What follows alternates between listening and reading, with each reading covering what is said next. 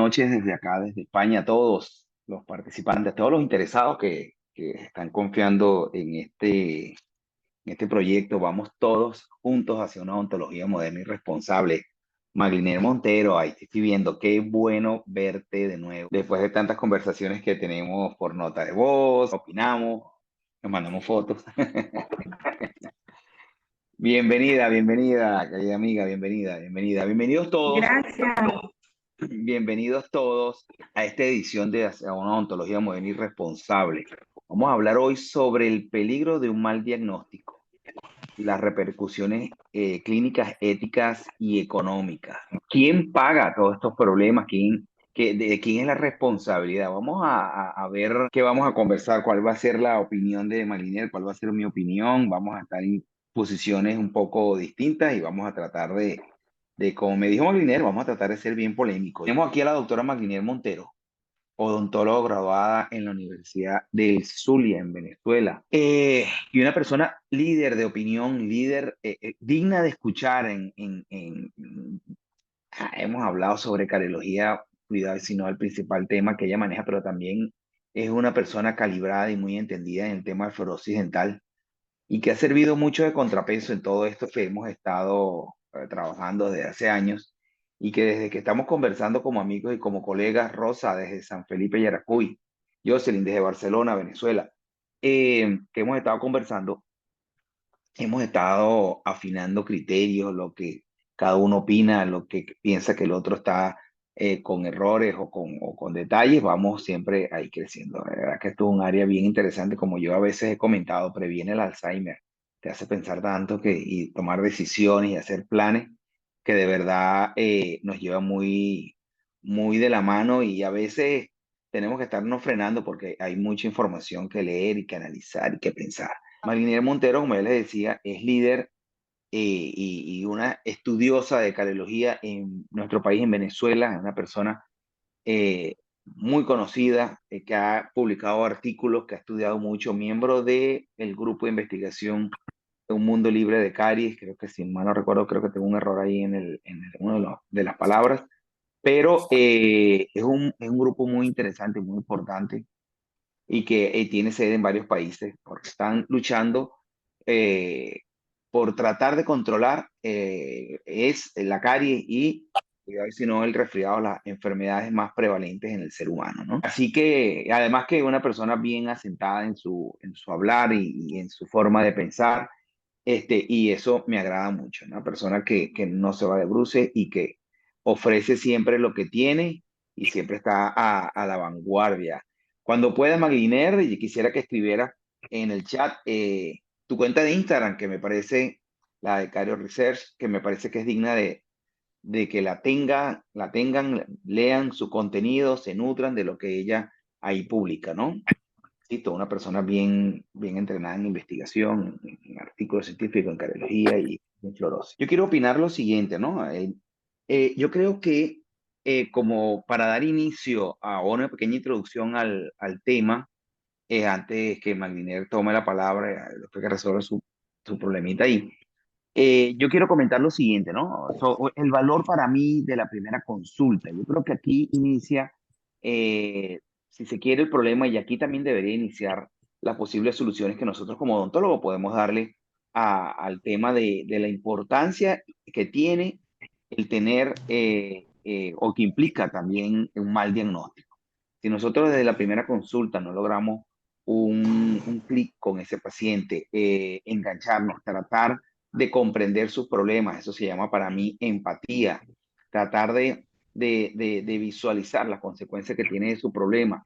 Y como en muchos lugares, en mi país sucede muchísimo, yo lo veo en muchos otros países también, que por tratar el odontólogo, que el paciente se quede en la consulta y aquí sea donde se haga el tratamiento, entonces comienzo yo a obsequiar la primera consulta, no le presto atención, no le dedico tiempo, no lleno una historia clínica, a veces no sé ni cómo se llama, no sé qué edad tiene, cuando lo vuelvo a ver, a veces me quedo así en el aire, no entiendo, no recuerdo qué es lo que tengo que hacer.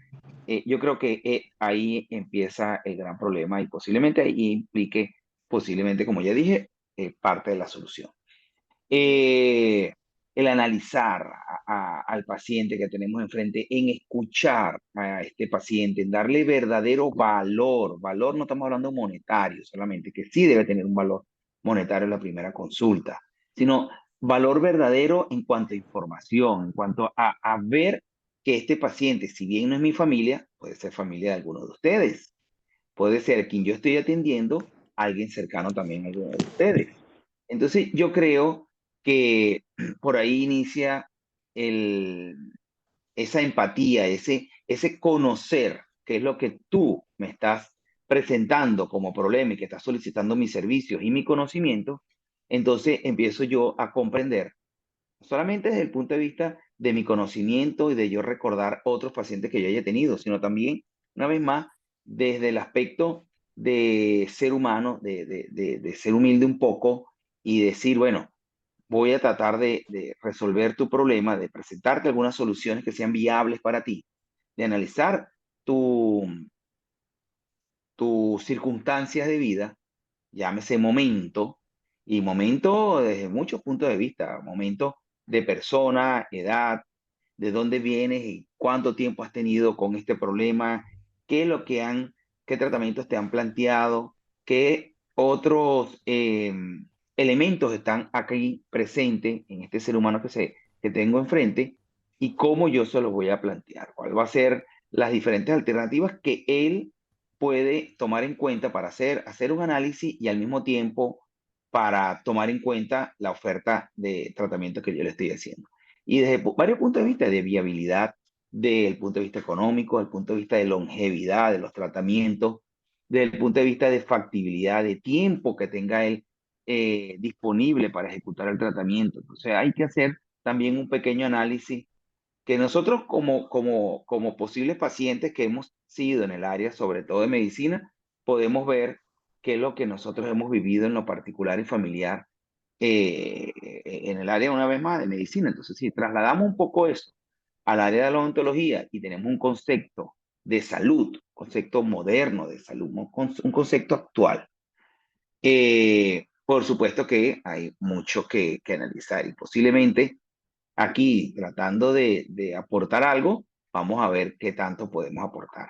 Recientemente, voy a permitirme esto, entre otros comentarios que he recibido de algunos colegas, que para mí son bien importantes todos esos comentarios porque me llevan a mí a, a hacer análisis, a hacer introspección. Hace poco, no recuerdo qué fue lo que publicamos, y un colega, que creo que está viviendo en Estados Unidos, me dijo, es que un paciente sano no paga la factura. Y eso, de verdad, en el momento no pensé en posibles respuestas, le dije, voy a pensarlo y voy a desarrollarlo. Y siempre lo tengo presente, ¿no? Un paciente sano no genera facturas, ¿cierto? Pero tampoco puedo yo, eso tiene varios matices, insisto, le doy toda la razón, ¿no? Pero eso no implica que, como dice muchos artículos, sobre todo desde el punto de vista de caries, que depende del mes del día del mes, yo cuando hago o trato de hacer diagnóstico de caries, yo puedo encontrar mayor o menor cantidad de caries, de acuerdo a las necesidades económicas que yo tenga. Eh, y que además, yo desde hace mucho tiempo estoy observando y estoy escuchando a muchos colegas, prefiero ver un paciente sano cada 6 meses, sí, María Alejandra Col, muy cierto, pero de eso también tenemos, hay que desglosar eso y estoy totalmente de acuerdo contigo, porque cuando incluso hacemos odontología de mínima intervención, lo cual es un concepto ulterior a la mínima invasión, para mí, posiblemente ese paciente con mínima intervención va a generar más ingresos que lo que puede generar un paciente en el que nosotros pretendemos hacer un tratamiento invasivo de buenas a primeras, ¿no? Esos pacientes que yo digo, bueno, aquí tiene 7 caries y ya yo estoy sacando cuenta cuánto me voy a ganar con estas 7 caries y estas preparaciones. ¿Por qué? Pero primero que con eso no curamos al paciente, No, ¿no? Primero con eso no curamos al paciente.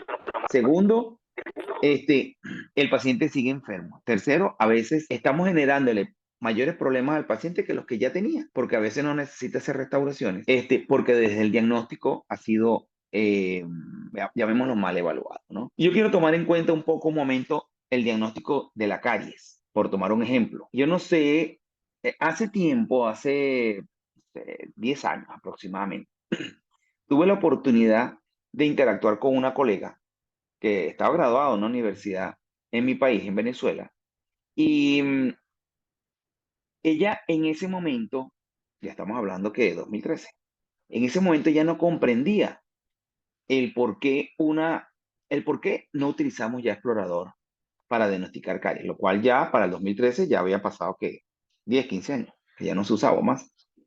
Ella no comprendía eso. Ella decía, bueno, pero ¿cómo voy a diagnosticar caries? Yo le explicaba, para explicarle, ella no comprendía eso. Bueno, porque ese era su entrenamiento. Su entrenamiento había estado dado por una técnica. Y ella no, en ese momento yo le decía, mira, más allá de que no entienda, es que no está siendo capaz de abrir el pensamiento a otras ideas, ¿no? No puede, por mucho que yo esté equivocado en el 2013, en el 2030, no puede ser que lo que tú aprendiste siga prevaleciendo, porque entonces me estás diciendo a mí que la odontología no va a avanzar en ningún momento, o a la cariología. Yo le explicaba también que cuando un paciente presentaba algunas manchas blancas, producto de la desmineralización por caries, que no necesariamente había que abrir una cavidad ahí, si eso no estaba cavitado, porque habría que abrir una cavidad o generar una cavidad. Eso era destruir un tejido que se podía remineralizar. Entonces ella me decía que cuando ella estaba segura que era caries, bueno, con la historia clínica. Entonces tienes que hacer un análisis desde el raciocinio clínico, desde el raciocinio diagnóstico para tú llegar a hacer el análisis de toda la información que te está entregando el paciente desde el punto de vista clínico y de historia clínica para tú, por supuesto, conformar un diagnóstico posible y también un tratamiento factible. Al mismo tiempo, ella me decía, pero es que si un paciente presenta una mancha blanca en la zona cervical de un diente, yo tengo que hacer una clase 5. Le digo, no, no, no, no, no, no, no. Y yo le comentaba, es que, y se lo voy a comentar a ustedes también, por supuesto, una clase 5, tú no tienes que confeccionar una clase 5 en la actualidad, en esa actualidad. Imagínate que en esa actualidad era 2000, 23 años atrás. Olvídate del 2013, 2000. Tú no tienes que conformar una clase 5.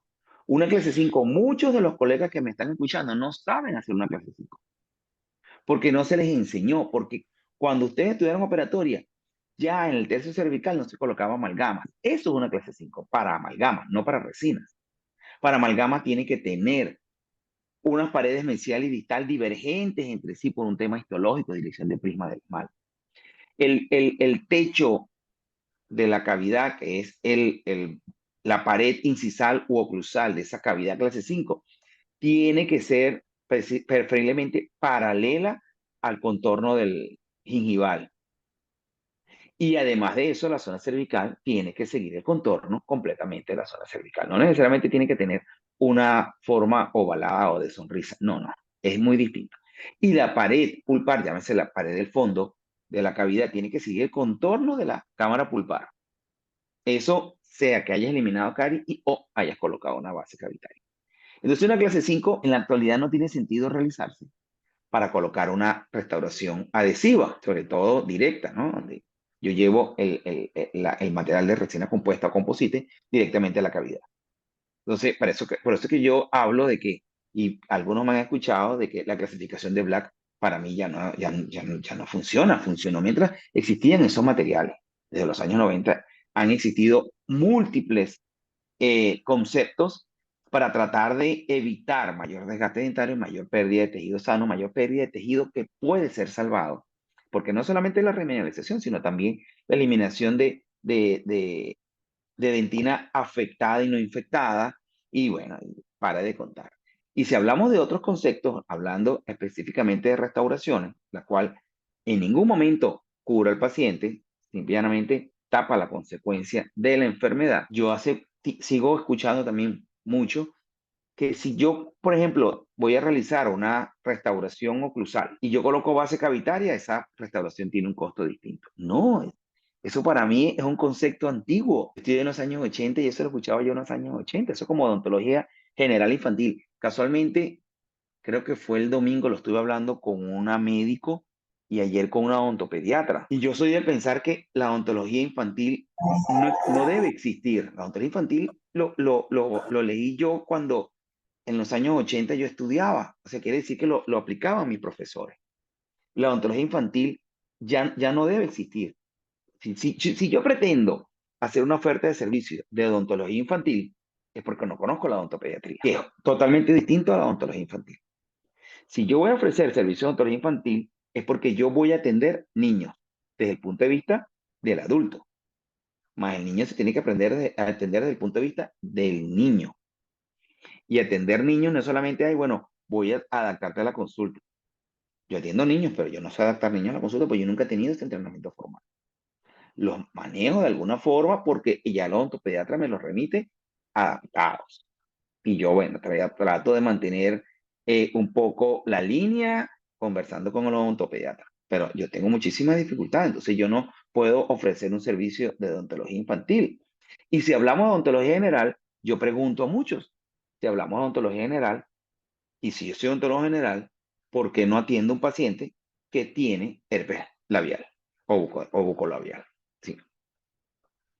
Este, mm, en nuestras universidades muchos nos enseñaron de que un paciente con herpes no se debe recibir en la consulta por el temor a que me contagie. Pero bueno, para eso existen las barreras, que yo debo activarla precisamente porque sé que este virus, y debo conocer el tipo de virus, me puede contagiar y puede contagiar al ambiente, llámese a la superficie, si el paciente no tiene cuidado, yo tampoco, y a mi higienista y a mi asistente y o secretario, en cierto orden, ¿no? Entonces, pero ese paciente necesita ser atendido porque tiene un problema que atañe al odontólogo. Porque si yo no lo atiendo y no le explico el tema de la ciclovir, el tema del ciclo, y no le explico cuáles son los cuidados que va a tener en casa, disminuir recurrencia para él, disminuir posibilidades de contagio a su familia, evitar contagio a distancia, llámese ojo, nariz, otra zona, el paradiso herpético en dedos. eh, entonces, ¿a qué especialista va a acudir este odontólogo, este paciente, perdón? Llámese especialista odontólogo médico, ¿no? No necesariamente tiene que ser especialista, digo yo, ¿a qué área de la salud va a acudir? Tiene que ser al odontólogo. Este paciente se va solo para su casa, es un paciente que está repartiendo virus para todos lados y nos puede contagiar, ¿no? Llama ¿ah? Ok. Bueno, nada, una pequeña diatriba que estaba ayudando de todo, un poco de mi pensar, ¿no? Insisto, para mí, yo voy a dar una recomendación, que la otra vez leí. Eh, si yo quiero ofrecer un servicio, yo en la actualidad no ofrecería odontología general infantil. Yo ofrecería algo un poco más específico, odontología de mínima invasión. Eh, odontología dirigida a la salud. Yo no creo que una restauración mal indicada, basada en un mal diagnóstico, sea dirigida a la salud. Llámese restauración. Si nos atacamos las causas, no sé, voy a darle la palabra a Magliner. Vamos a ver qué nos dice.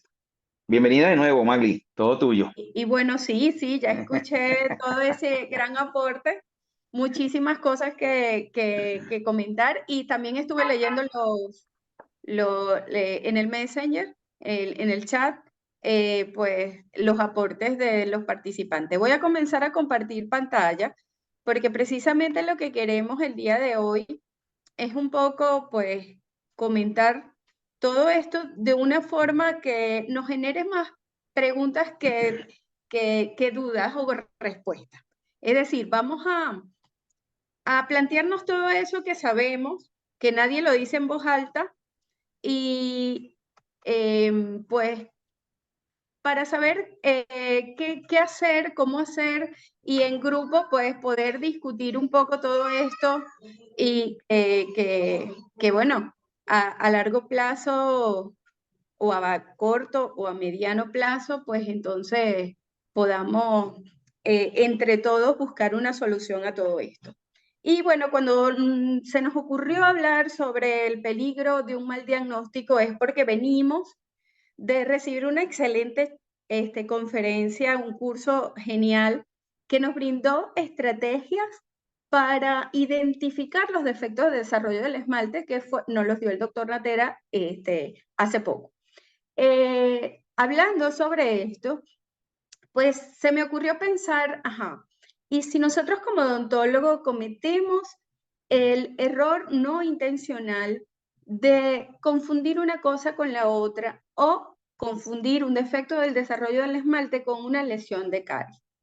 Nosotros tenemos que saber que la enfermedad caries dental es una enfermedad crónica, por ejemplo, y que se manifiesta en el diente como una mancha blanca, al igual que muchos de los defectos del desarrollo del esmalte.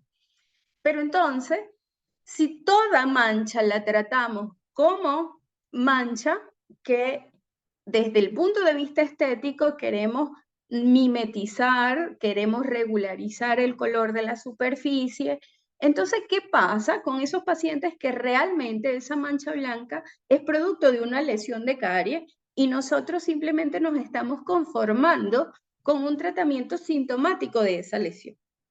Del mismo modo, escuchando también al doctor Natera en su curso, pues también yo pensaba, ¿qué pasaría si yo entonces confundo un defecto del desarrollo del esmalte con otro? Y resulta que uno pueda tener un daño estructural que pueda condicionar o modificar el pronóstico de una restauración, por ejemplo, o que yo necesite hacer un tratamiento previo para alojar determinado material de restauración. Entonces, fíjense que este peligro en cuanto al proceso del diagnóstico repercute directamente en el tratamiento. Y cuando hablamos de peligro, es porque, bueno, queremos darle peso de verdad a los eventos que ocurren, porque no solo estamos hablando de una confusión en cuanto a nuestro criterio, sino algo que va a repercutir directamente en un individuo y ese individuo está pagando una consulta y esta consulta, pues, en cierto modo, es nuestra carta de presentación.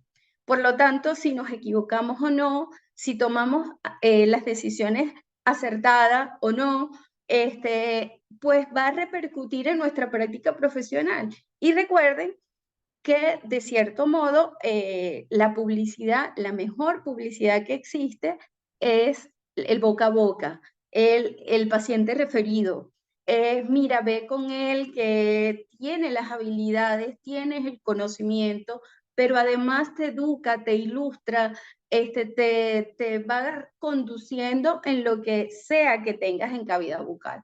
Entonces, bueno, lo primero que quiero presentarles aquí es un ejemplo que es muy común en el argot médico es, por ejemplo, que nosotros identifiquemos en un paciente lo que es un paciente que esté con hipertensión arterial. Entonces, esto lo hacemos en base a lo que estamos viendo o a lo que podemos determinar. ¿Cuál es la forma de determinar si el paciente ciertamente está hipertenso? Bueno, tomar la tensión arterial. Y existen unos valores que se consideran como normales para la tensión arterial. Por lo tanto, si están alterados, pues el paciente puede tener su hipertensión o su hipotensión, ¿sí? Entonces, lo cierto es que una vez que nosotros clasificamos de cierta manera al paciente y decimos este paciente es normotenso o hipotenso o hipertenso. Entonces, en este momento, pues nosotros tenemos que ir a lo que sería el proceso que es seriado. Hay un proceso que es estructurado y que nosotros tenemos que dar un salto atrás para saber cuál es la causa que me está provocando esta hipertensión. ¿Será que el paciente consume mucho tabaco, mucho alcohol? ¿Será que es obeso? ¿Será que es diabetes? Sufre de diabetes? Y esto hace que yo tenga que idear y estructurar otras pruebas para yo determinar la causa de la hipertensión. ¿Hay hipertensión idiopática? Sí, por supuesto. ¿Hay hipertensión por estrés? ¿Hay hipertensión por muchos factores? Sí, pero es nuestro deber identificar cuál es la causa de la hipertensión. Ahora bien, ¿qué pasa con el tratamiento? Pues dependiendo de la causa, yo voy a tener que apuntar hacia dos blancos. Uno, controlar la hipertensión con diferentes fármacos que existen en el mercado. Por allí vi que la doctora Eva Pimentel está por allí y ella especialista en todo esto y en decirnos cuál es ese tratamiento más ideal, con menos efectos secundarios, que mantiene al paciente estable, siempre y cuando yo identifique, por ejemplo, cuál es ese agente causal que me está provocando. Hay hipertensivos basados en diuréticos, hay antihipertensivos basados en beta bloqueantes, etcétera, etcétera. Y este tratamiento, en ese aspecto, yo tengo que ejecutar para mantener la tensión estable, normal. Pero también yo voy a tener que idear un tratamiento que regule la causa de la hipertensión. Y es allí donde el médico internista entonces realiza una evaluación integral del paciente y es lo que lo lleva a diagnosticar. Entonces, cuando hablamos de tratamiento, son muchos. En las ciencias médicas y de la salud, lo único cierto que tenemos es que nosotros tenemos que cumplir con todo esto que vemos aquí en el diagrama. Tenemos que cumplir con los principios bioéticos a la hora de ejecutar un tratamiento. Nosotros tenemos que respetar la autonomía del paciente, que es la capacidad que tiene el paciente para decidir, deliberar y actuar.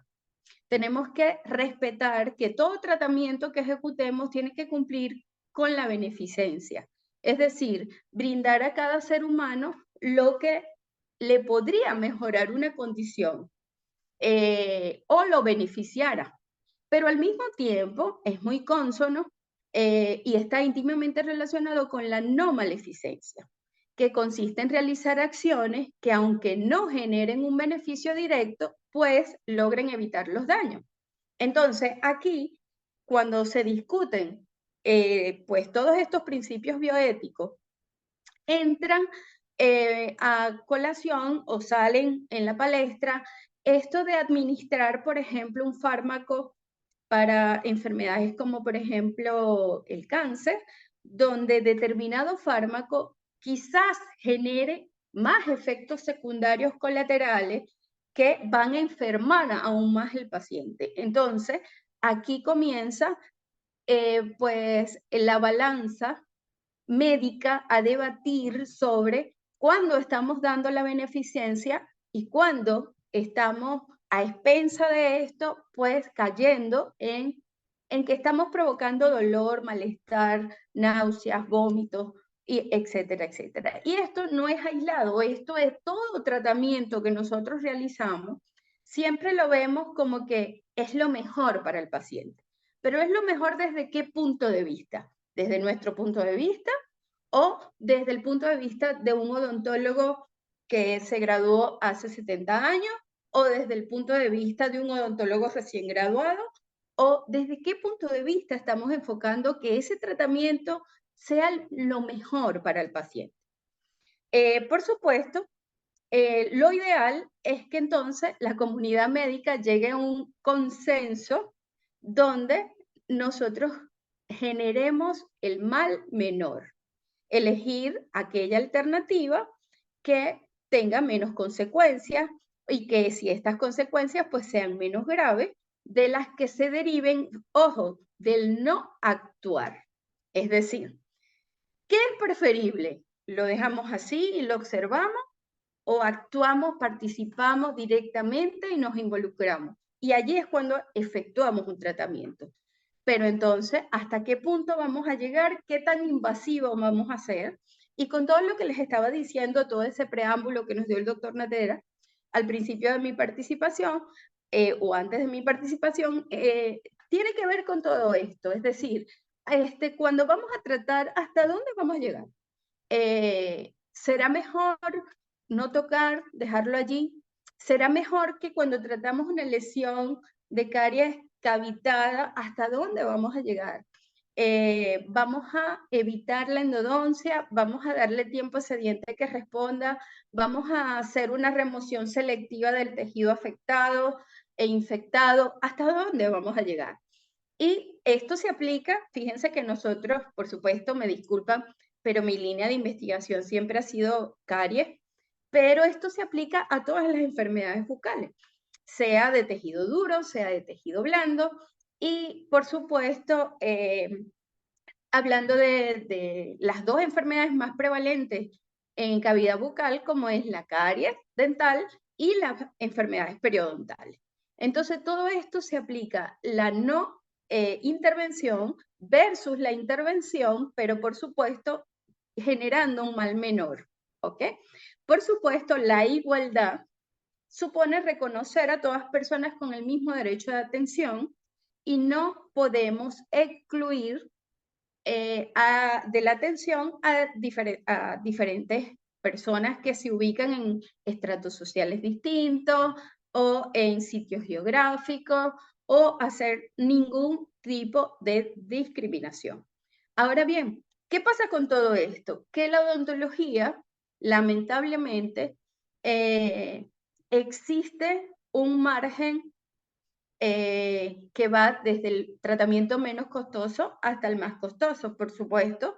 Eso depende de muchos factores, no solamente de lo que el paciente pueda pagar o no, sino también de la gravedad con la que ubicamos o encontramos la enfermedad en dicho paciente.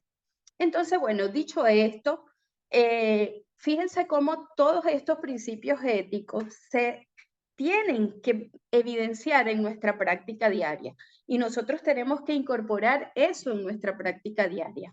Si nosotros lo sintetizamos, pues aquí entonces tenemos que el principio de justicia o autonomía, pues es lo que el paciente pues decide hacer activamente en su enfermedad y cómo quiere controlarla. Y respecto a la beneficencia y no maleficencia, pues es todo lo que les discutí anteriormente.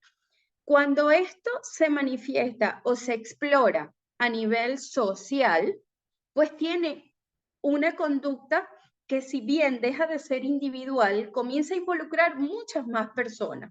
¿Por qué? Porque si aquí hablamos de un paciente pediátrico, ¿quiénes toman las decisiones por los niños? Los padres o cuidadores, ¿sí? Si es un paciente adulto mayor, pues lo mismo, siempre va a tener un cuidador, un hijo que toma las decisiones. Y esto es sumamente importante a la hora de nosotros planificar un plan de tratamiento, porque muchas veces nosotros damos todas las acciones, las ponemos sobre la mesa y el papá dice, no, sáqueselo. Sáquele el diente porque eso no lo voy a hacer, yo no tengo tiempo para traerlo 20 veces al consultorio. Y estoy segurísima que eso les ha pasado porque a mí me ha pasado muchísimas veces. Entonces, fíjense, a nivel de cavidad bucal, específicamente en tejido duro, si nosotros llegásemos a observar una lesión como la que ven en la imagen, que es una lesión de caries, ¿verdad? Mínimamente cavitada, apenas hay un puntito de cavitación. Entonces nosotros, por supuesto, si realizamos un tratamiento directamente asociado a lo que estamos viendo o determinando, fíjense que para nosotros determinar esto, nosotros tenemos que ver y poseer ciertos criterios para la evaluación.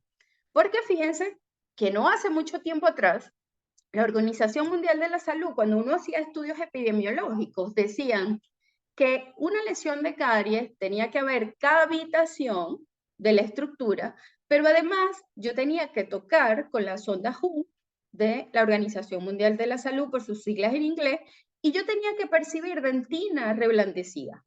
Y eso era lesión de caries, era caries.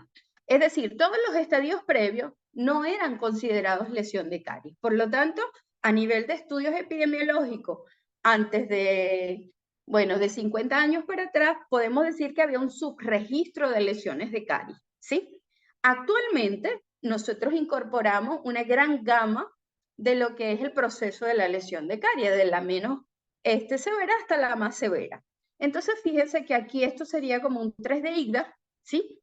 Y si nos concentramos solo en el tratamiento para este 3 de IGDA, estamos olvidándonos de todos los agentes causales que es nuestro deber indagar, conocer y frenar para que no ocurran nuevas lesiones en otras superficies dentales. Entonces, solo determinando la causa es donde nosotros podemos realizar un tratamiento más o menos completo, que incluya agentes causales y también incluya el tratamiento del signo clínico de la enfermedad. ¿Ok? Entonces, en este momento yo determino agentes causales y mi plan de tratamiento se dirige a eso que vimos que está mal. Es decir, el paciente debe tener ciertos factores para que se manifieste la enfermedad. Entonces, bueno, vamos a atacar esos factores. ¿Cómo lo atacamos? Allí está el detalle. Y para eso entonces tenemos que conocer bien las bases que producen la enfermedad para saber cómo intervenir. No hay otra. El conocimiento es el único que nos da el poder a la hora de tomar decisiones que mejoren la calidad de vida de nuestros pacientes. Y lo segundo, si nosotros detectamos alguna falla o ausencia de un factor protector, pues entonces podemos potenciarlo y de esa manera entonces estamos tratando de forma integral estos agentes causales, más o menos para controlar una enfermedad que sabemos que es crónica y que afecta a los tejidos duros del diente. Ahora bien, entonces, solo en este momento es cuando el tratamiento, y vuelvo y me disculpo porque estoy poniendo como ejemplo de las enfermedades bucales caries dental, pero se aplica a todo. Entonces, en este momento es cuando nosotros, realizando la terapia causal, ¿verdad? Y realizando el tratamiento sintomático es donde más o menos este plan de tratamiento cobra sentido.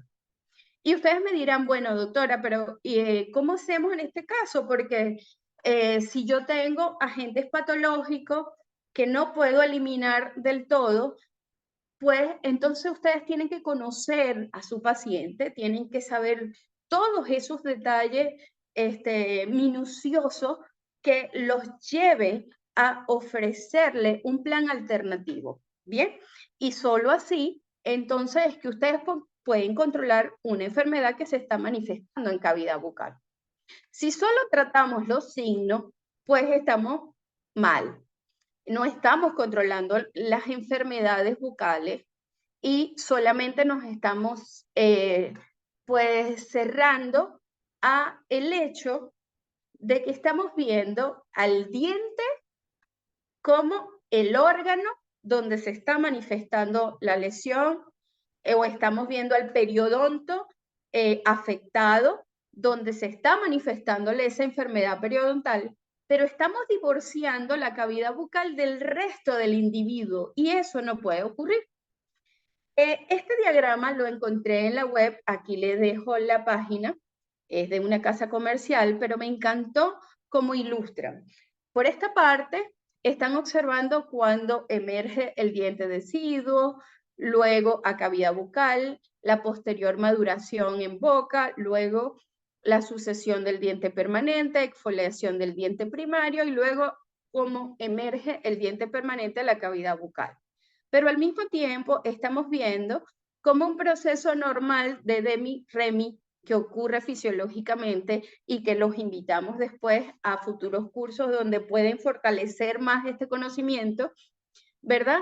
Como cuando hay un desequilibrio en este proceso se origina la cavidad, tenemos que restaurar, pero entonces hay posibilidad de lesiones secundarias o lo que llamábamos pues lesiones, actualmente se le dice así, lesiones de caries asociadas a restauraciones o sellantes.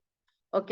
Luego, si esto es muy profundo y en este tramo de aquí a aquí pueden suceder un recambio de restauraciones dependiendo de muchos factores, dependiendo del material utilizado, si es de buena calidad o no, dependiendo del operador y su destreza, también dependiendo de las condiciones en el momento que colocamos esa restauración, aislamiento absoluto, relativo, el paciente se movió, llegó una gota, utilizamos un aplicador de mala calidad, quedó por allí algún residuo, no hubo una buena adhesión, etcétera, etcétera. Entonces, fíjense que entre este paso y en este paso pueden suceder mil cosas y puede condicionar a que esta preparación cavitaria cada vez sea más profunda, cada vez alcance más la pulpa hasta llegar a la pulpectomía y luego entonces pues irremediablemente tratamientos de conducto que, fíjense, llevan a la extracción futura. En esto, por supuesto, puede transcurrir muchísima cantidad de tiempo, dependiendo del paciente, dependiendo de los materiales, dependiendo de las condiciones, ¿sí? Eso lo tenemos claro. Pero me llamó mucho la atención cómo ellos ilustran la pérdida dental, así como que, bueno, aquí estuvo, pero ya no está. Y se volvió un angelito y salió volando. Estos angelitos eran los que nosotros utilizamos en el laboratorio para cortarlos y ver cómo era el proceso de la desmineralización a nivel subclínico. Así que para nosotros era bien útil, pero es lo que nosotros tenemos que evitar a toda costa. Y por el otro lado, cómo una enfermedad periodontal inicial puede avanzar, puede convertirse en una periodontitis moderada, severa. Recuerden que esta terminología también se modificó ya hace como 6 años atrás, y que también los invito a un perfeccionamiento en cuanto a la terminología que se utiliza actualmente para hablar de las enfermedades periodontales. Pero también podemos tener recesión gingival, podemos tener también caries radicular, y todo esto entonces condiciona a lo mismo, a la pérdida de la estructura dentaria. Entonces, fíjense que por una de las razones más prevalentes, que es caries, o por enfermedad periodontal, o por caries nuevamente cuando queda expuesta la raíz de los dientes, pues el resultado es el mismo, y esto es lo que tenemos que evitar a toda costa. Entonces, todas las manchas blancas presentes en cavidad, ¿la vamos a tratar por igual? Si la respuesta es sí, pues tenemos que preocuparnos enormemente. ¿Por qué? Porque no es lo mismo una mancha blanca vista así, donde quizás yo coloco aquí una resina infiltrante para mimetizar, o quizás yo hago un blanqueamiento, micro y macroabrasión, para mimetizar esta coloración, ¿sí? Porque esto tiene un requerimiento estético, porque el paciente llega y dice, yo no quiero tener eso ahí. Quizás cuando eran niños no le prestaban atención, pero cuando ya están más adultos y quieren concursar en Miss Venezuela, entonces esas manchas no les gusta, les molesta, ¿sí? Entonces, fíjense, por otro lado, imaginen que este paciente vaya a recibir aparatología fija de ortodoncia, ¿sí? ¿Será igual este sustrato a este sustrato? No lo sabemos. ¿Lo tenemos que saber? Por supuesto que sí. Lo cierto es que esta mancha blanca no es igual a esta. Estas son unas manchas blancas, caries dental, ¿verdad? IGDAS 2, que se generaron durante el tratamiento de ortodoncia. Fíjense que aquí estaba cementado los brackets. Después del descementado, todavía aquí hay algunos restos de adhesivo. Después del descementado, entonces se formaron estas lesiones, bueno, mejor dicho, se formaron durante el tratamiento, pero después del descementado se pueden apreciar mejor. El tratamiento aquí, podemos colocar resina infiltrante, podemos colocar micro y macroabrasión, podemos hacer blanqueamiento dental para tratar de mimetizar la coloración de esa superficie, sí. Ahora, ¿está bien que realicemos el mismo tratamiento en ambos? No, porque esto que estamos viendo aquí es una enfermedad, y lo que estamos viendo aquí es una alteración. Si bien es importante reconocer un defecto del desarrollo del esmalte y cómo esto afecta el futuro tratamiento que yo voy a realizar, ¿sí? Entonces, no es lo mismo. Y si yo lo llegase a hacer, por alguna casualidad fracasa o yo tengo que hacer retratamiento, entonces allí está la gran pregunta: ¿quién paga ese tratamiento? ¿El paciente o yo? Porque yo no lo supe identificar y no supe abordar el problema de forma efectiva, ¿sí? Entonces, eso lo traigo a colación. Esto lo aprendí yo en el curso. Fíjense que esto es una dentinogénesis imperfecta. Fíjense cómo hay un cambio de coloración importante en la dentina que se transparenta hacia el esmalte. Y a diferencia de esto, que también es una pigmentación intrínseca, vemos que estos son manchas de tetraciclina. Entonces, yo antes, en medio de mi ignorancia, porque todos aprendemos diariamente, yo no sabía que la dentinogénesis podía presentar este patrón. Lo descubrí en el curso que hice con el doctor Natera. Yo pensaba que había otro patrón y él lo mostró, pero yo lo desconocía por completo. Ahora bien, si nosotros tratamos esto con carilla y esto con carillas, ustedes me dirán, bueno, Magli, pero es que si a los dos le vas a poner carilla, ¿qué importa lo que es de fondo?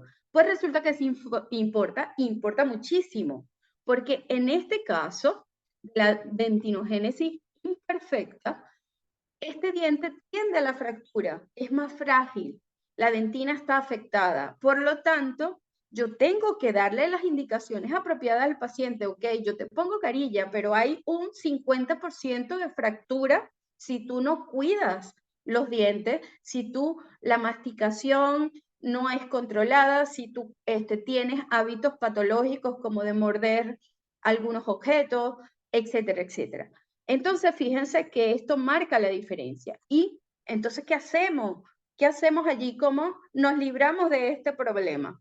Consentimiento informado.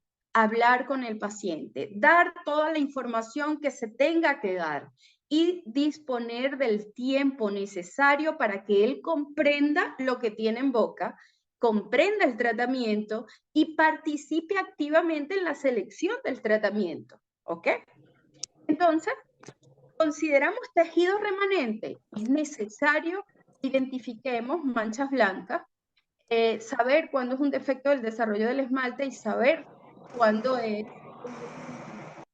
una lesión de caries. En este caso, fíjense, donde el sustrato que va a ser necesario para la cementación del material de ortodoncia fija, pues aquí el odontólogo tiene que considerar de que aquí hay una mancha blanca por defecto del desarrollo del esmalte y qué hacer al momento de descementar esta aparatología. ¿Por qué? Porque si durante la descementación se fractura esta capa superficial y se expone la dentina, ¿quién paga el tratamiento posterior que hay que hacerle a ese paciente de reconstrucción? Ustedes. Nosotros como odontólogos somos responsables de esa iatrogenia que no fue considerada al principio. Nosotros debimos de aquí reforzar mineralización, ¿ok?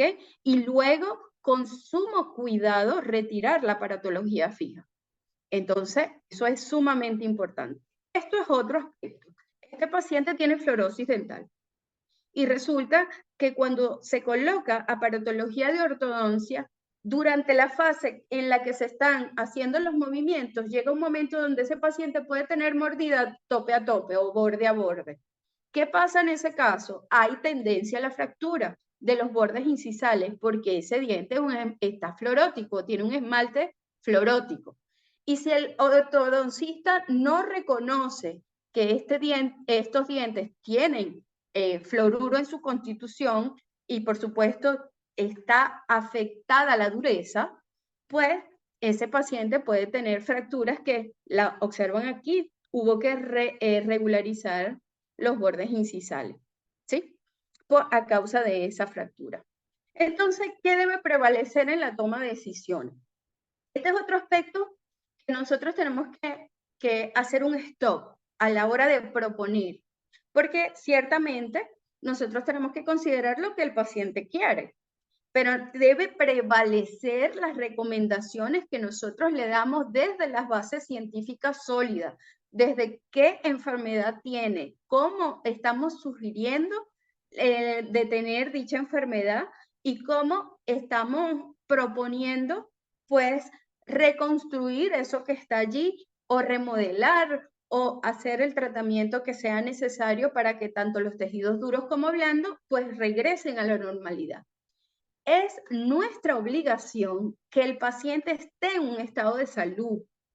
Y salud significa ausencia de enfermedad o control de la enfermedad al ser una enfermedad crónica, por ejemplo.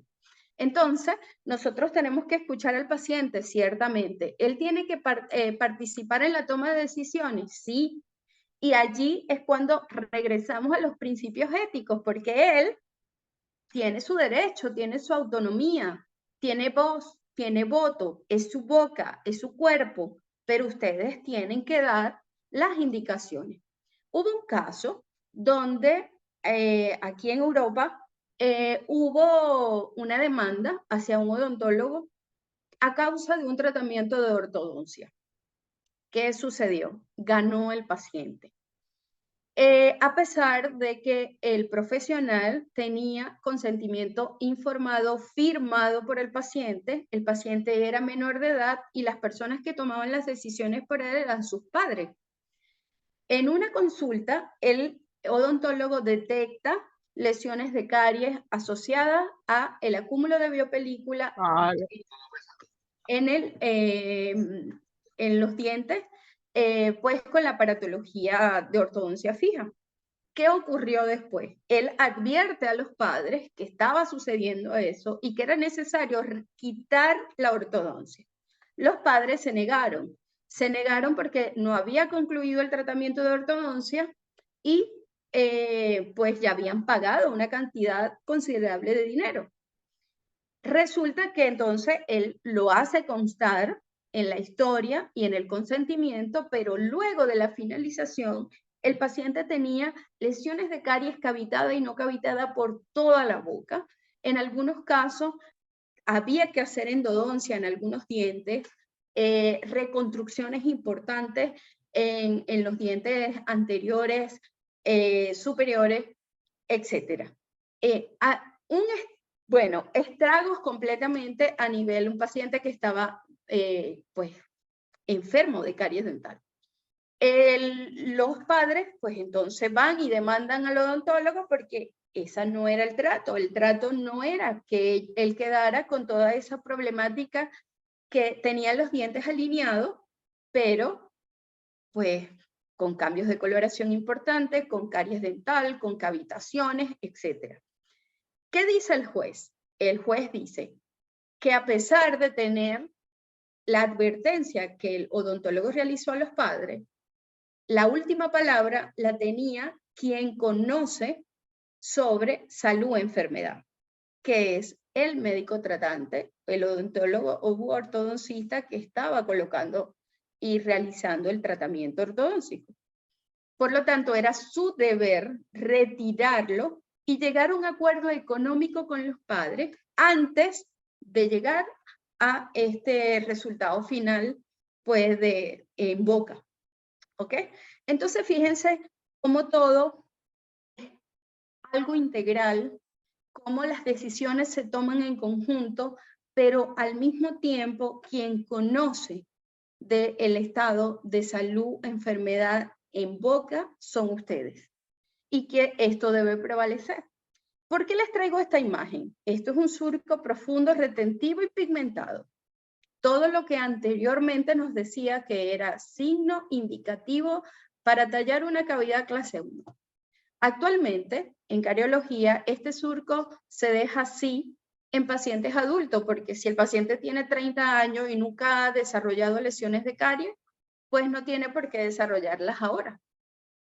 Pero en un paciente pediátrico de alto riesgo, ustedes siempre van a recomendar al padre, mire, es bastante probable que al cabo de cierto tiempo aquí se evidencie una lesión. No significa que no están pasando una serie de eventos a nivel ultraestructural que ustedes no ven ni yo tampoco.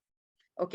Entonces fíjense que en este caso se indica en una restauración o si vamos a ser mínimamente invasivos, pues al menos colocar un sellante de puntos y fisuras, que es el abordaje contemporáneo actual y el abordaje que tanto el doctor Natera como mi persona, pues nos encargamos de difundir.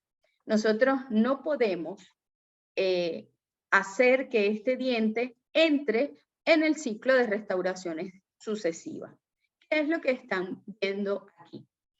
Cuando el diente se talla una cavidad por primera vez, ya va a entrar en este ciclo de la muerte que lo llaman así varios de nuestros colegas en las redes sociales y ya hay literatura donde se describe este ciclo de la muerte del diente.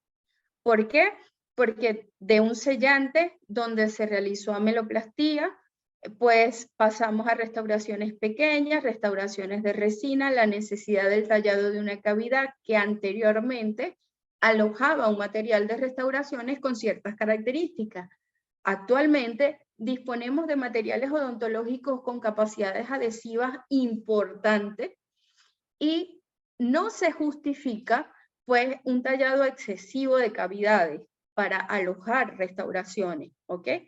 Lo cierto es que si él permanece allí porque no hay un material longevo que dure toda la vida, Si asumimos que de aquí a aquí pasan 10 años, más o menos a este nivel, pues el individuo tiene 30 años y ya hay un diente para endodoncia. Y así sucesivamente. Entonces, fíjense que no solamente interviene el material, sino la forma de colocarlo, las condiciones, la destreza del paciente, la destreza del operador y los cuidados del paciente. Muchísimas cosas interfieren allí para que esto ocurra de forma más rápida o más lenta.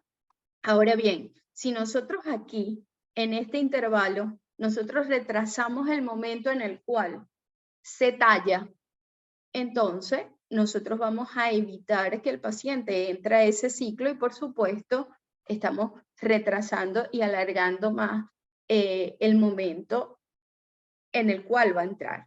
Lo ideal es que aquí, vuelvo al plan de tratamiento, es que mientras yo coloco un sellante, entonces yo atiendo, modifico, cambio, trabajo los agentes causales en mi paciente para que no avance, para que se inactive lo que está pasando. A nivel periodontal, para que se detenga, para controlar todo ese microambiente, toda esa respuesta humoral que se está generando en un paciente que va a pasar de gingivitis a periodontitis, todas estas respuestas de proteasa, de metaloproteasa, etcétera, etcétera, etcétera. Entonces vamos a manejar lo que estamos viendo, tanto en tejido duro como blando, desde la raíz, desde la causa de por qué se produce, y allí entonces nosotros tenemos que crear grupos de trabajo, acostumbrarnos a la interconsulta, trabajar en equipo, no sentir vergüenza por la interconsulta de, mira, ¿qué harías tú con este caso? Vamos a trabajarlo de esa manera, porque es imposible que una sola persona sepa todo. Y la velocidad con la que está avanzando la tecnología, los nuevos hallazgos, y a nuestro nivel, que la odontología yo considero que es una de las ramas de la salud más bonitas, porque nosotros tenemos permiso de entrar dentro del paciente por la boca. Entonces, es invasivo, sí, pero ellos nos dan permiso, sí, y nosotros nos los ganamos. Ellos se sientan en el sillón odontológico, ellos llegan a tu consulta, entonces, ¿por qué vamos a divorciar ese diente del resto del individuo cuando él te está dando toda la confianza para que tú le invadas? Entonces, desde ese punto de vista pasional, y me disculpo, pues vamos a atender a eso que estamos observando, que estamos determinando bajo ciertos criterios, pero en conjunto, eso y otros exámenes es lo que me llevan realmente al diagnóstico. Y es imposible llegar al diagnóstico sin conocer las bases de las enfermedades y de saber, para idear un plan de tratamiento adecuado, pues tenemos que conocer absolutamente todo. ¿Qué come? ¿Cómo lo come? ¿Cuál es su hábito? ¿Le gusta más de este lado? ¿Mastica más del lado derecho? ¿Tiene problemas para cepillarse del lado izquierdo porque se le olvida? Porque primero empieza por aquí, termina por aquí, etcétera. Todo, absolutamente, que nos llamen chismosos, pero no falta de información. ¿Okay? Entonces, volviendo a esto, insisto en comunicación con el paciente, informarlo de todo y que firme las sugerencias que ustedes le están dando, firmen que él acepta lo que ustedes le están dando y firmen también porque ese consentimiento debe incluir las consecuencias del tratamiento que ustedes le están proponiendo. ¿Te va a doler? Sí, puede ser. No, bueno, puede ser que te va a molestar un poquito. No, es que la anestesia duele. Entonces el consentimiento tiene que decir que la anestesia duele, el pinchazo, ¿sí? Puede ser que después tengas un sangrado leve. Eso es una molestia, ¿ok? Entonces, no podemos subestimar tampoco lo que está pasando allí. Tenemos que llamar a cada cosa por su nombre, darle la importancia que requiere y tiene que estar por escrito. Aquí en España, todo procedimiento tiene un consentimiento informado para operatoria, para endodoncia, para cirugía, para implantes, todo, para ortodoncia, todo. Todos tienen consentimiento informado. Yo que trabajé en investigación mucho tiempo, y sí, sigo trabajando, el consentimiento de nosotros para investigación era bien directo. ¿Qué íbamos a hacer? ¿Qué muestra íbamos a tomar? ¿Cuánto duraba el examen? ¿Sí? Pero yo les recomiendo que ustedes pueden hacer un consentimiento general. Existen muchos disponibles en la web que les permita también tener un espacio en blanco donde ustedes puedan rellenar a lápiz. ¿Por qué? Porque el tratamiento de nuestros pacientes es individualizado y tiene que haber un espacio donde yo de forma individual le voy a dar recomendaciones al paciente sobre lo que va a hacer en casa y sobre lo que vamos a hacer en consulta. ¿Bien? Y él tiene que comprometerse en cierta forma. Todos sabemos que nunca se van a comprometer en un 100%, pero él tiene que comprometerse a hacer su parte en casa. Y nosotros hacemos nuestra parte en conjunto dentro del consultorio. ¿Ok? Entonces, por último, esta pregunta en el aire. ¿Quién paga el retratamiento? El paciente, si consideramos que tiene pues alto porcentaje en lo que es si siguió o no siguió las indicaciones, y nosotros, sí, ciertamente, nosotros identificamos que tuvimos un error de diagnóstico y que no abordamos correctamente la situación. ¿Ok? Y esto a lo mejor no les va a gustar, pero es que es la realidad. Otra de las cosas que le dijo el doctor Natera cuando iniciamos esta sesión es que los tratamientos preventivos no se cobran, que se acostumbra a ver en la publicidad que el diagnóstico es gratis. Y yo de verdad tengo una campaña desde hace 20 años, desde que estoy dando clase en la Universidad Central de Venezuela, en mi querida Facultad de Odontología. La consulta no puede ser gratis. Ustedes pueden regalar lo que sea, pero la consulta no, si eso es lo más difícil de hacer. Lo más difícil es identificar por qué el paciente está enfermo. Porque un diagnóstico no es decir, el paciente tiene 3 caries dental. Eso es volver a hace 60 años atrás. Primero, el paciente está enfermo por caries y puede tener 3 lesiones cavitadas en tal y cual diente y en tal y cual superficie, pero está enfermo por caries. La manifestación clínica de caries, de la enfermedad, son las lesiones, ¿ok? Cuando diagnosticamos una enfermedad periodontal, nosotros tenemos que darle a la enfermedad periodontal nombre y apellido, porque nosotros tenemos que indicar qué tipo de periodontitis tiene o qué tipo de situación está generando ese proceso a nivel de tejidos blandos. Bien, si nosotros detectamos una lesión y necesitamos mandar al paciente al patólogo para que haga una biopsia y luego nos envíe el resultado de la biopsia, en ese momento es donde nosotros emitimos un diagnóstico sobre eso que estamos detectando. ¿Sí? Entonces, no podemos ser ligeros al decir, no, este paciente tiene 3 caries, tiene 5 caries. No, no, no, no. Eso lo tenemos que ya abandonar por completo. Entonces, ¿en qué momento nosotros diagnosticamos? Diagnosticamos cuando nosotros a ese paciente le hacemos todo el estudio y puede identificar, está enfermo de caries por esta razón, o porque en la balanza entre factores protectores y patológicos hay problemas aquí, aquí, aquí, aquí, aquí. Porque sabemos que la caries dental es de etiología multifactorial. Entonces no es tan fácil llegar al diagnóstico. Ahora, si solamente estamos viendo el diente, primer error. ¿Ok? Entonces, ¿qué hacer? Vuelvo, insisto, y sintetizo de esta manera para ya abrir todas las opiniones que sé que tienen. Formación constante, interconsulta y acostumbrarnos a trabajar en equipo. Comunicación e información con el paciente. Tomar decisiones basadas no solamente en el diente, sino en el paciente a nivel general, cómo él se comporta y cuál es su conducta frente a lo que tiene en boca. Y no solo concentrarse, por supuesto, en la lesión que estamos observando, ya sea en tejido duro o en tejido blando.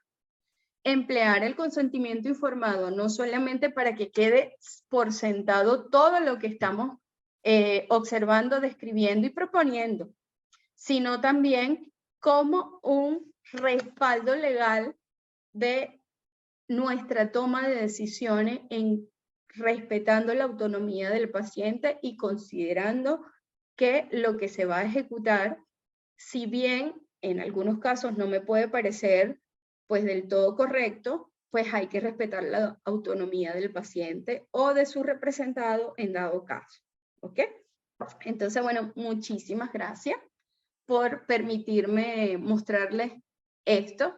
Y bueno, ya abrimos debate, estamos aquí para escuchar todo lo que ustedes tienen a bien de compartirnos.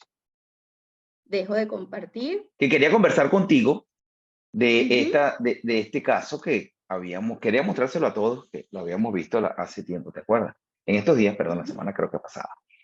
Una colega nos pregunta de cuál era nuestra opinión y de cuál era el posible diagnóstico, ¿no? No solamente el diagnóstico, sino que lamentablemente no teníamos mayor información del paciente, pero bueno, nada, de verdad que este es un muchacho de 17 años de edad, donde la mamá posiblemente o supuestamente no se había dado cuenta qué es lo que sucedía con su paciente.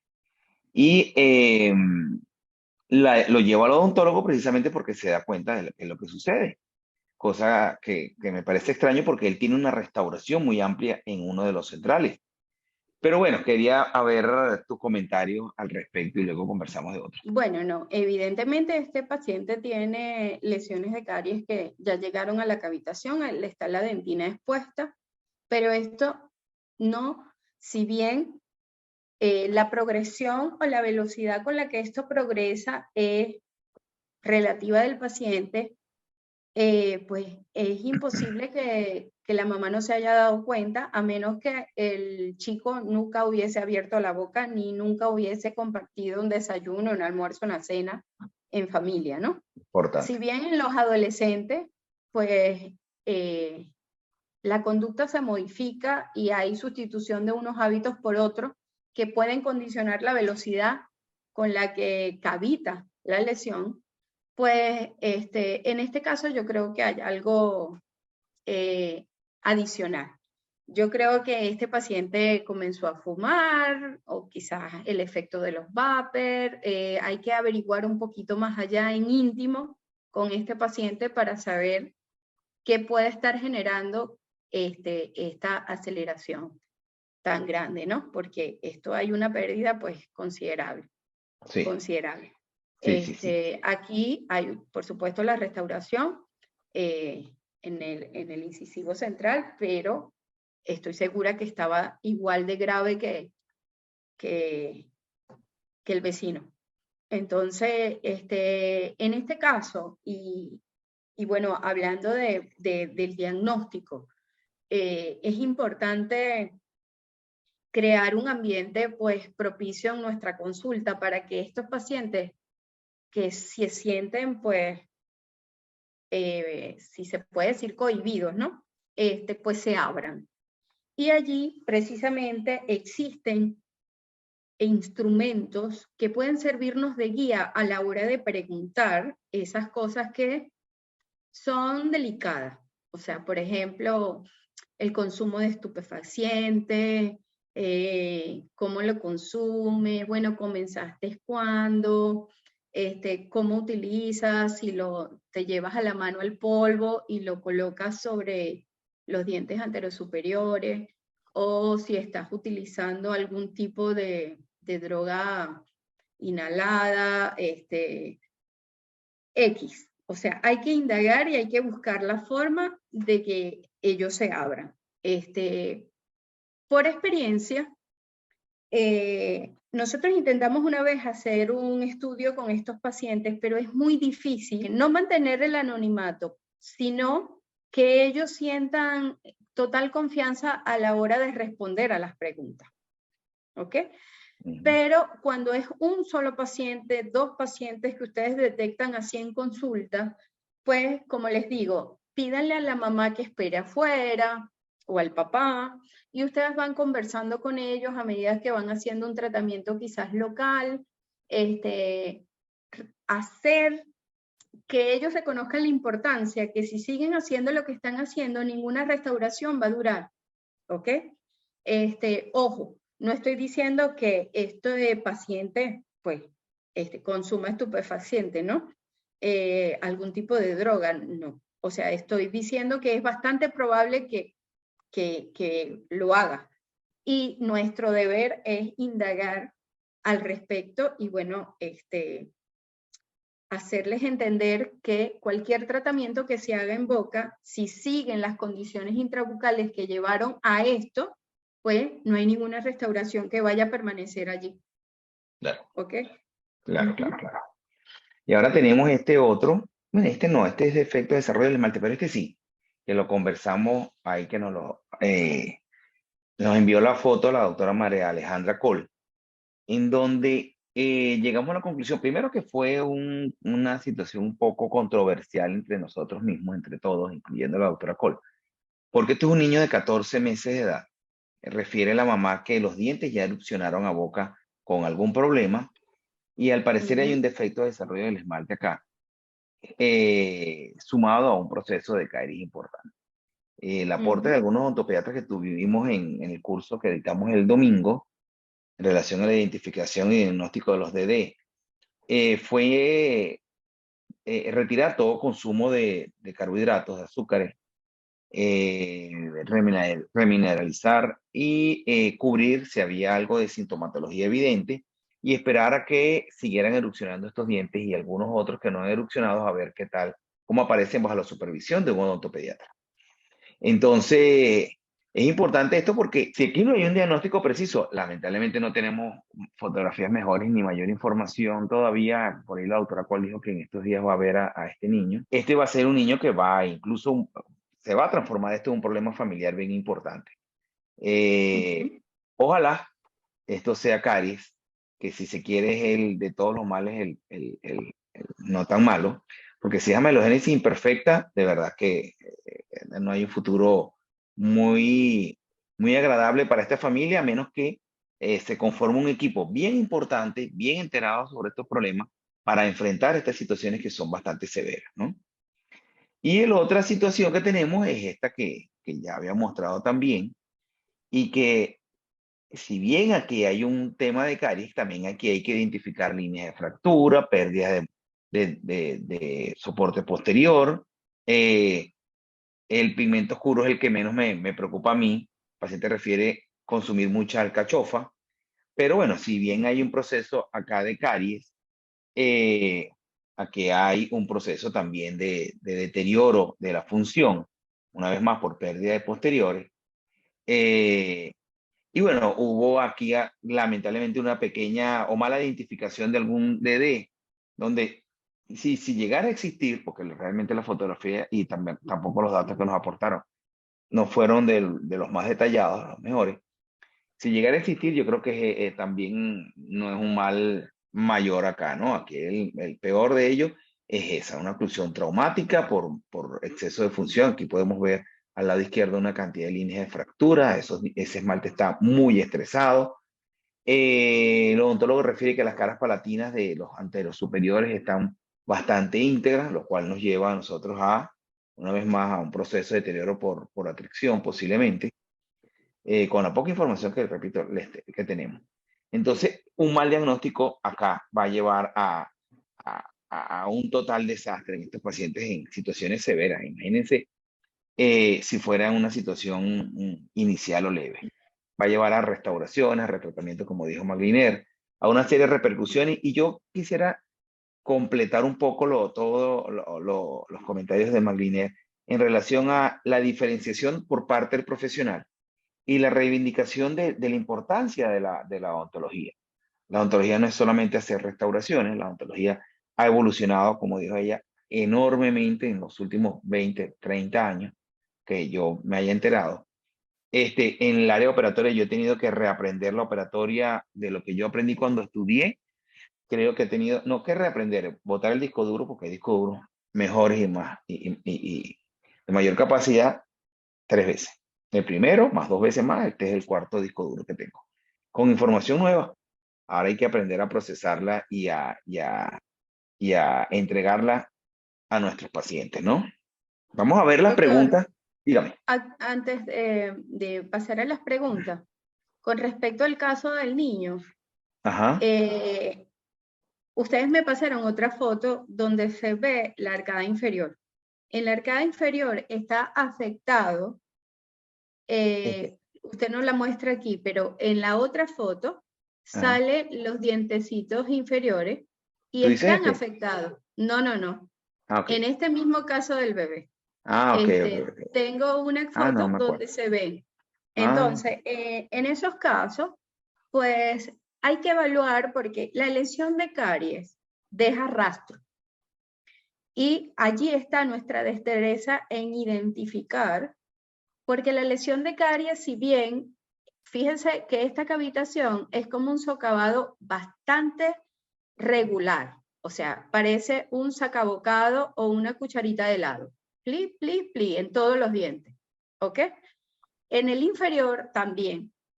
Y para que esto sea una lesión de carie, debe haber un halo blanco que rodea esta cavitación, porque eso es el proceso de desmineralización activa de la lesión.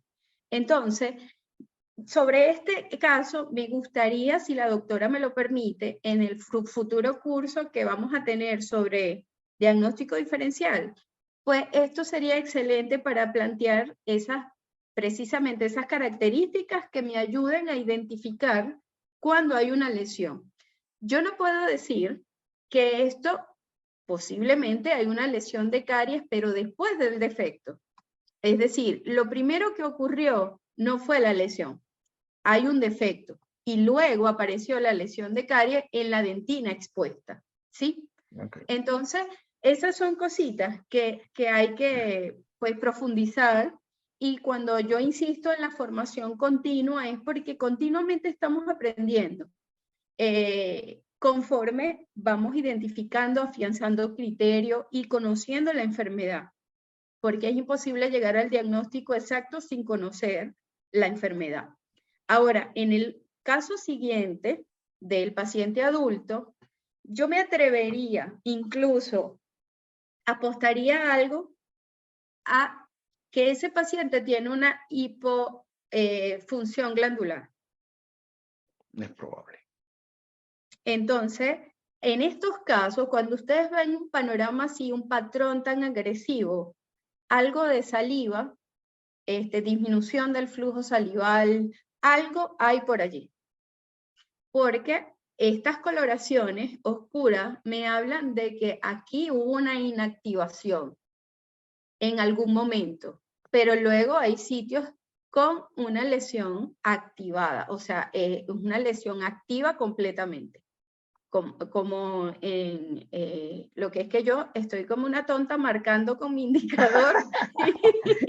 Yo creo que te refieres a esta zona por acá, ¿cierto? Sí, por Allí acá. está activa, Sí, exactamente. es probable, sí, Entonces, la verdad. eso es lo bonito de las interconsultas, del trabajo en equipo, de acostumbrarnos a hacer esto, a tener nuestros espacios para discusiones abiertas de los casos clínicos, de mira, pero este no se comporta como dice la media, y allí entonces explorar y brindar sobre todo las mejores opciones a nuestro paciente, luego de consultarlo entre todos.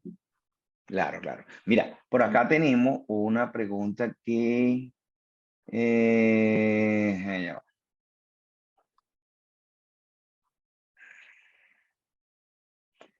Marlene preguntó que si en este caso podemos utilizar barniz de fluoruro de amino de plata. Yo creo que fue en el momento en que estábamos presentando o estabas presentando el premolar con la cavitación en la cara oclusal. Creo, no estoy seguro. Vamos a ver, a preguntarle a Marlene a ver que nos dé especificación sobre qué fotografía se requiere, ¿no? Mientras Ok, ella, hay varios que nos están dando las gracias. Rosa gracias a dice, ustedes. pregunta, quisiera saber si existe alguna evidencia científica sobre el riesgo de caries en pacientes que refieren que expulsan calcio por la orina. Eso se llama acidosis tubular, ¿no? pierden Ujú. minerales por orina, ¿no? Sí, sí, hay algún, Sí hay. sí hay, sí hay, sí hay. Ujú. Sí Sí hay. hay. Yo no estoy seguro si yo tengo, creo que sí, pues lo he compartido en algún momento, o me lo ha compartido en algún momento María Gabriela Costa, pero sí, Ujú. sí hay, Sí, claro que sí. recuerden algo que es fundamental. La saliva está sobresaturada de iones de calcio y fosfato. Si hay un problema a nivel sistémico en cuanto a absorción y eliminación de calcio, ya la saliva pierde sus características de ser el fluido por excelencia remineralizante. Por lo tanto, si las condiciones en boca están dadas, es decir, alto consumo de carbohidratos, biopelícula en disbiosis, etcétera, etcétera, están dadas esas condiciones en boca y no hay saliva, obviamente que vamos a ver este tipo de lesiones Ujú, como ujú, el ujú. que el doctor dejó la foto allí, Total, total, muy total, total. que progresan rápidamente, ¿sí?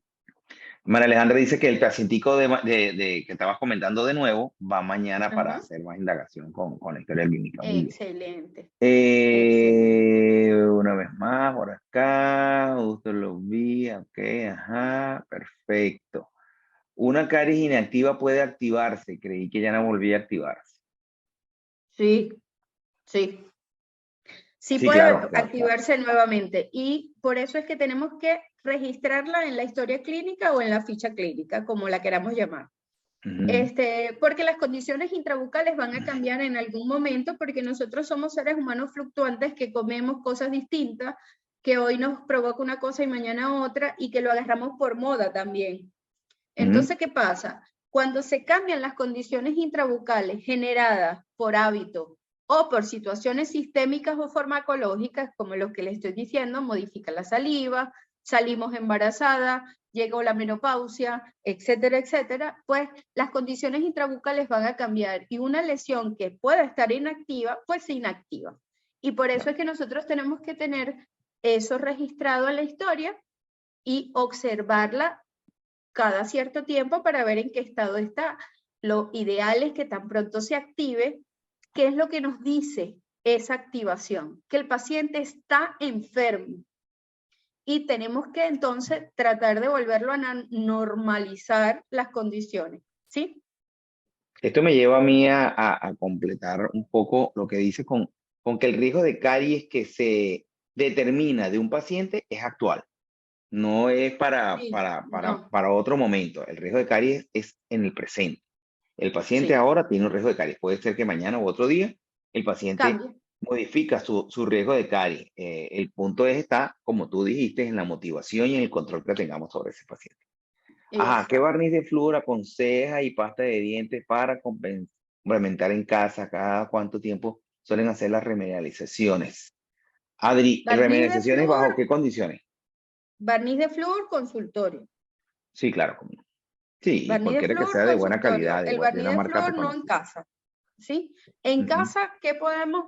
Crema dental fluorurada con su adecuado ppm, nada de estar usando cremas dentales que no sabemos la concentración de fluoruro que posee, ni ausencia de fluoruro, ¿ok?